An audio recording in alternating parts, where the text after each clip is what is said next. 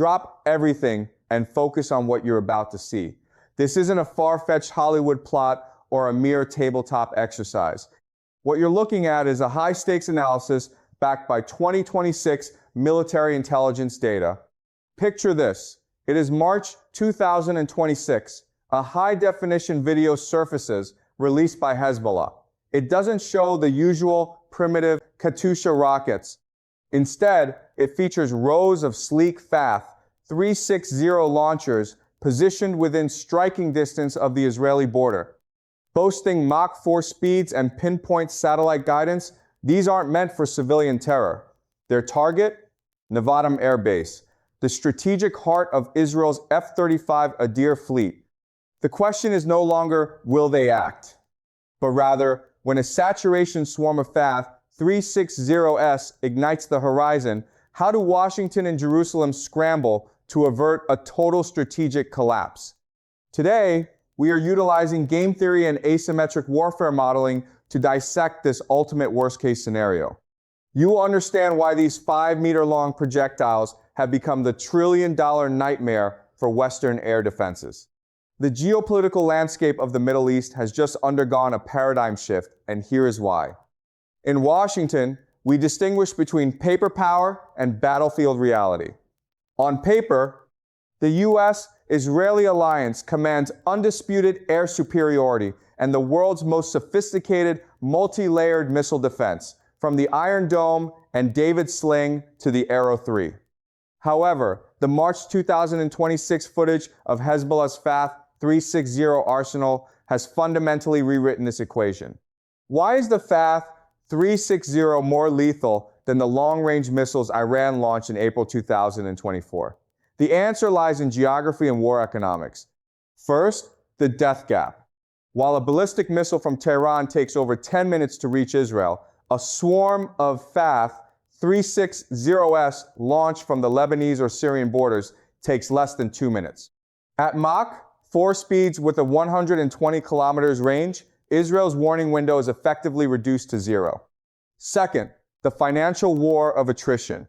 This is the Achilles heel of Western democracies. A single Fath-360 costs roughly tens of thousands of dollars, about the price of a luxury SUV. In contrast, a single David Sling or Arrow interceptor costs between $1 million to $3 million. Let's apply basic game theory. Iran doesn't need to shoot down an F-35. They only need to deploy 100 low-cost daggers to force Israel into burning $200 million worth of interceptors in 5 minutes. Once the defensive magazines are depleted, strategic hubs like Nevatim Airbase sit exposed.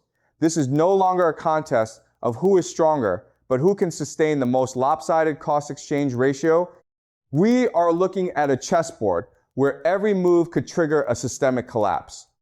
Below are the 3 primary trajectories, ranging from the most optimistic to the ultimate worst case for the U.S.-Israeli alliance. Scenario 1, the lightning shield, successful scramble, probability, 15%. The play. Leveraging CENTCOM's satellite constellation, the U.S. detects Fath-360 fueling activities in Lebanon's Bekaa Valley in real time. Israel orders an immediate scramble of F-35 Adir squadrons within a 7-minute window. Outcome: 95% of the swarm is neutralized by David Sling and the Iron Dome. Preemptive strikes eliminate proxy launch sites within the hour. Expert insight. This is the golden scenario, but also the least likely, as it requires surgical intelligence and zero latency decision-making. Scenario 2, the attrition trap, swarm saturation probability, 55%, most likely. The play. Hezbollah employs radar saturation tactics. Each 6-cell Fath-360 launcher fires in rapid succession, flooding Israeli sensors with hundreds of high-speed targets. Outcome. Despite a high interception rate, 5 to 10 projectiles penetrate the perimeter, cratering runways at Nevatim Airbase. The F-35 fleet is effectively grounded. Washington is forced to execute an emergency airlift of interceptor stockpiles from European depots to prevent a total defensive breach. Expert insight. This is a quagmire scenario. Israel remains standing, but the cost-exchange ratio to protect Nevatim becomes unsustainable against Iran's SUV-priced missiles. Scenario 3.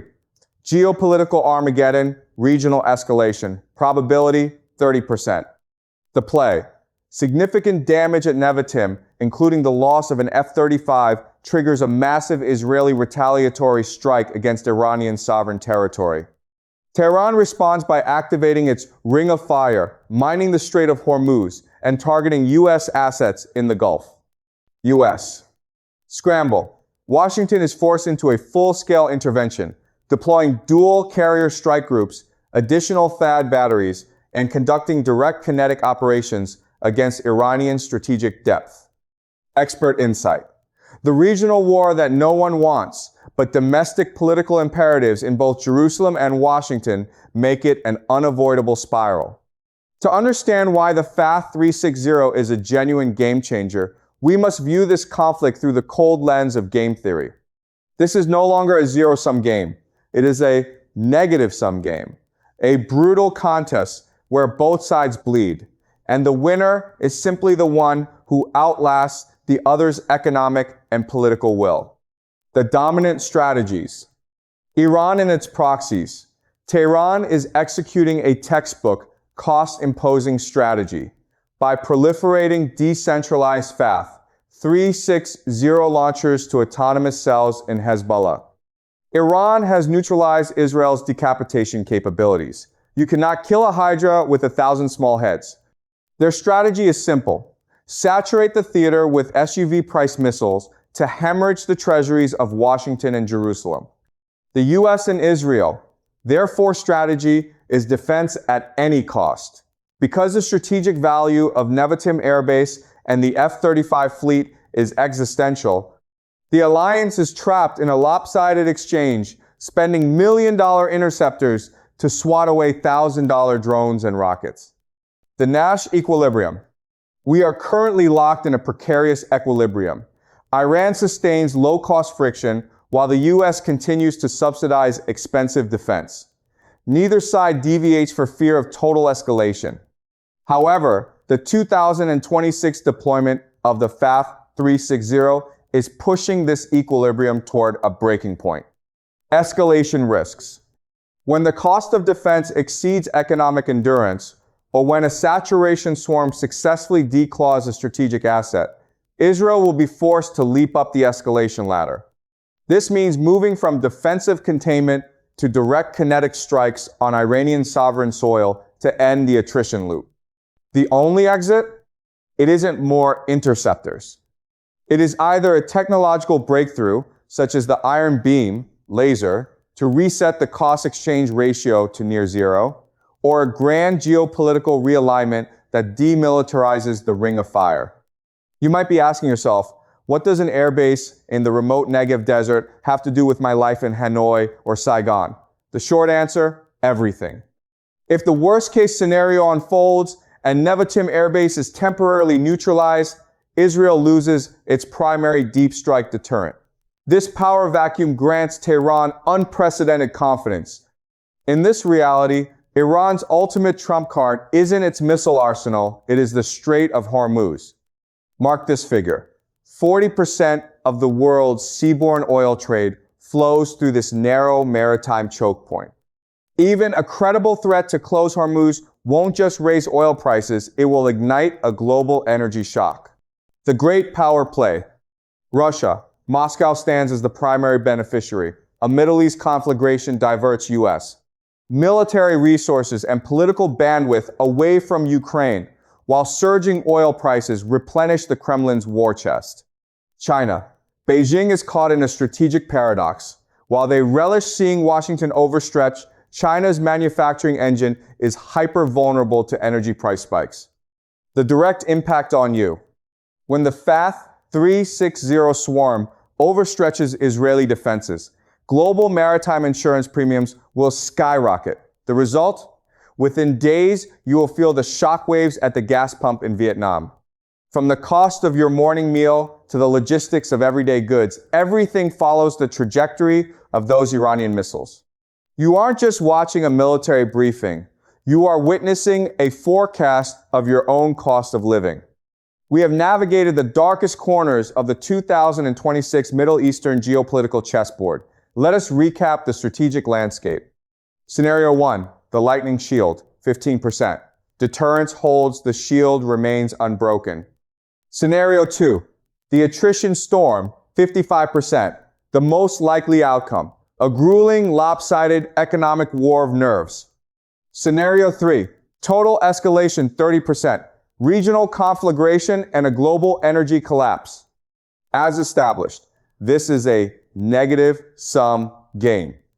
Intercepted or not, each missile launch erodes international trust, depletes national treasuries, and permanently alters the global energy trajectory.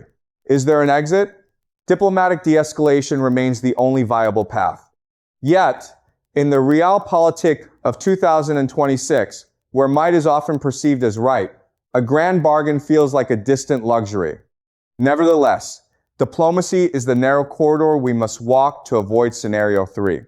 The takeaway: why does this matter to you? Geopolitical literacy isn't about fear, it is about preparedness. In our interconnected world, a ripple at the Israeli-Lebanese border becomes a tidal wave at your local gas station. Awareness is your primary defense against global volatility. Which scenario do you see unfolding? Drop a 1, 2, or 3 inches in the comments and tell me why. Remember, in the realm of geopolitics, knowledge is your most powerful weapon.